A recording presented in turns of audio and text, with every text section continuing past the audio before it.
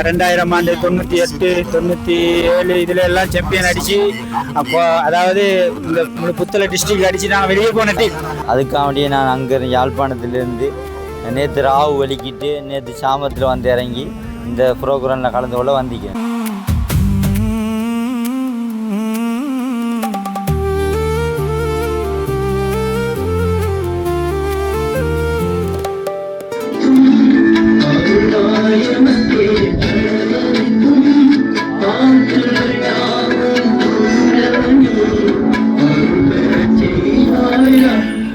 இது நம்ம ஸ்கூலோட பாடசாலை கீதம். இதை கேட்குறப்பெல்லாம் நம்ம நாடி நரம்பெல்லாம் பூஸ்ட் ஆகி ஒரு ஃபீல் வரும். அந்த ஃபீல் வேற மாதிரி. இது தில்லை தாயின் பிள்ளைகளை டைம் ட்ராவல் பண்ண வச்சு பள்ளி நாட்களுக்குள் கூட்டி போன ஒரு நிகழ்வு. Battle of the maroons season 2. 7:30க்கு பெல் அடிச்சா காலை கூட்டத்தில் வந்து வரிசையா நிற்கணும். நேரத்தோடையே வந்த சில பேர், டைமுக்கு வந்து சேர்ந்த சில பேர், லேட் கமர்ஸ். இப்படி அதே சீன் இங்கேயும் நடந்தது. அது ஒரு அழகிய நிலாக்காலம், கனவினில் தினம் தினம் உலா போகும். அது ஒரு அழகிய நிலாக்காலம், கனவினில் தினம் தினம் உலா போகும். நிலவுகள் சேர்ந்து பூமியில் வாழ்ந்ததே அது ஒரு பொற்காலம். கப்பை நோக்கி ஓடுறது இங்க வார ஒவ்வொரு பெச்சோடையும் இலக்கு.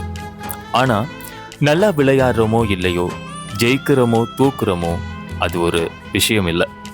நம்ம தாய் வீட்டுக்கு வந்து அந்த பறந்து விரிஞ்ச முத்தத்து மைதானத்துல மண்ணை மிதிச்சபடி கூட்டமா பெச்சோட நிக்கிறது ஒரு சுகம்.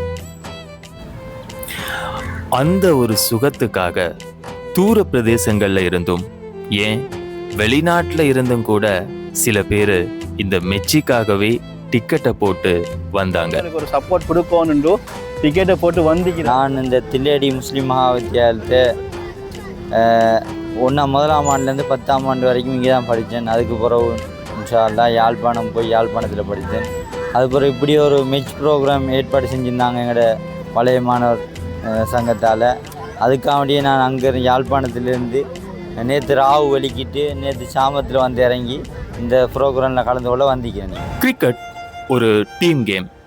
ஆனாலும் ஒவ்வொரு டீம்லையும் போட்டியை மாற்றக்கூடிய எங்கர் ரோல் பிளே பண்ற மாதிரி ஒருத்தரோ 2 பேரோ இருப்பாங்க.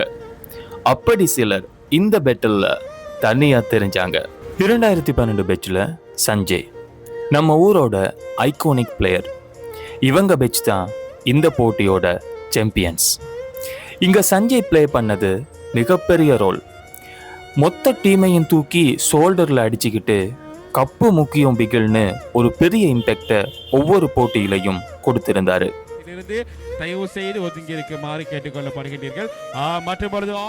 2022 பெட்ச்ல அத்தீஃப்னு சொன்னா எல்லாருக்கும் விளங்காது. அவனை ரேசர்னு தான் கூப்பிடுவோம். பயங்கரமான பேட்ஸ்மேன். யாரு போட்டாலும் போலை தொலைச்சிருவான். இப்போ ஏன் தெரியுமா எல்லாரும் ஃபைனல் அடித்த மாதிரி கிரவுண்டுக்குள்ளே ஓடுறாங்க? 4 போலுக்கு 20 ரன் அடிக்க இருந்தப்ப வைடில் கொஞ்சம் ரன்ஸ் வர மிச்சதை தம்பி 3 6 அடித்து முடிச்சு விட்டான். அந்த மூமெண்ட் ரேசரை கிரவுண்டே கொண்டாடிச்சு.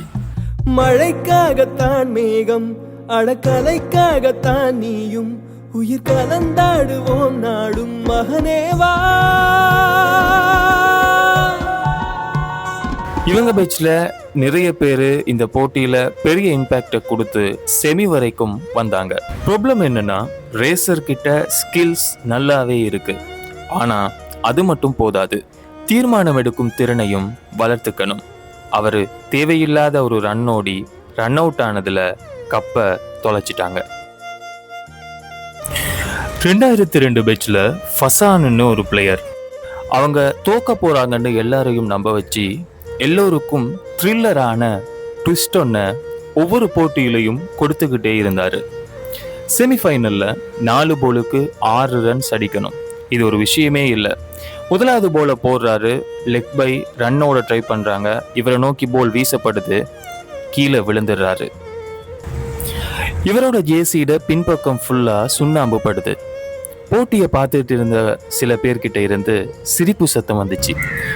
விழுந்த மனுஷன் எழும்பி ஜேசியை தட்டி விட்டு மிச்சமுள்ள 3 போலையும் போட்டு டீமை வெளில வச்சு கெத்தா நின்னாரு.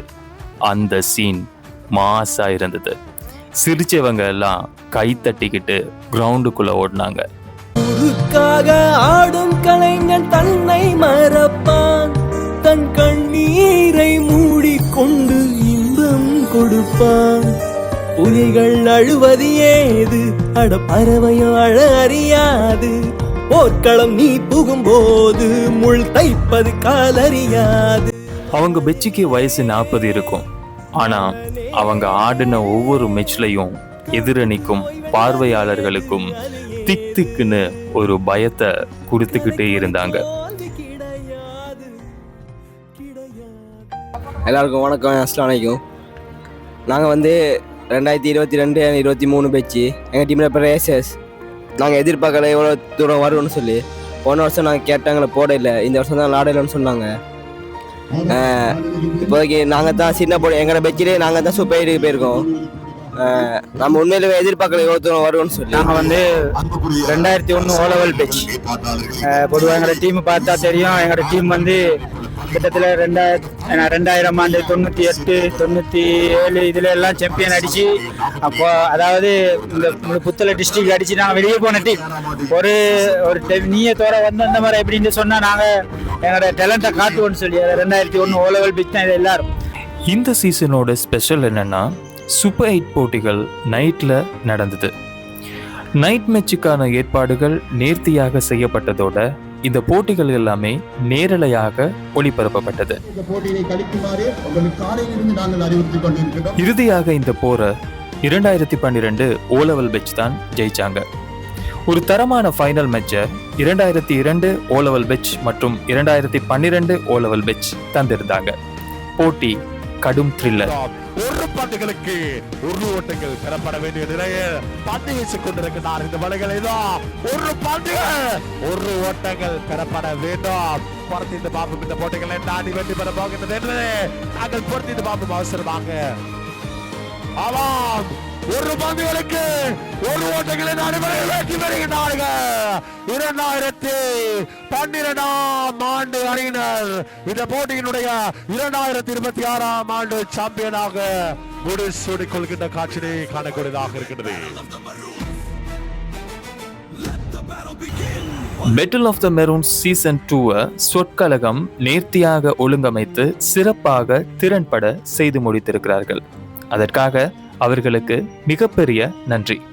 உண்மையிலேயே இந்த பெட்டில் ஆஃப் மெரூன்ஸ் எமது பாடசாலையினுடைய அனைத்து பழைய மாணவர்களுடைய ஒன்றிணைவான இந்த பெட்டில் ஆஃப் மெரூன்ஸ் தொடர்ச்சியாக 2வது தடவையாக ஸ்வட் கழகத்தினால் மிகவும் சிறப்பாக ஏற்பாடு செய்யப்பட்டு நடைபெற்று கொண்டிருக்கின்றது. உண்மையிலேயே இவ்வாறான இந்த தொடர்கள் கட்டாயமாக எமது பழைய மாணவர்களுடைய பாடசாலையோடு ஒன்றிணைந்த ஒரு ஒரு இனிய ஒரு நிகழ்வாக இது இருந்து கொண்டிருக்கின்றது. அது மாத்திரமன்றி நாங்கள் படித்த பாடசாலை, எங்களுடைய பாடசாலைக்காக நாங்கள் ஏதாவது செய்ய வேண்டும் என்ற ஒரு விடயம் எங்களுடைய பாடசாலை மண்ணில் நாங்கள் நின்று கொண்டு இருக்கும் போது அது இன்னும் அதிகரிக்கின்றது. எனவே எமது பாடசாலையில் இருக்கக்கூடிய அனைத்து பழைய மாணவர்களும் ஒன்றிணைந்து இவ்வாறான இந்த தொடர் போல பெட்டில் ஆஃப் மெரூன்ஸ் போல எங்களுடைய பாடசாலையை நாங்கள் முன்னேற்றுவதற்காக நாங்கள் ஒன்றிணைவோமாக இருந்தால் உண்மையிலேயே எமது பாடசாலையினுடைய வெற்றியை ஒரு சிறந்த ஒரு வெற்றியாக நாங்கள்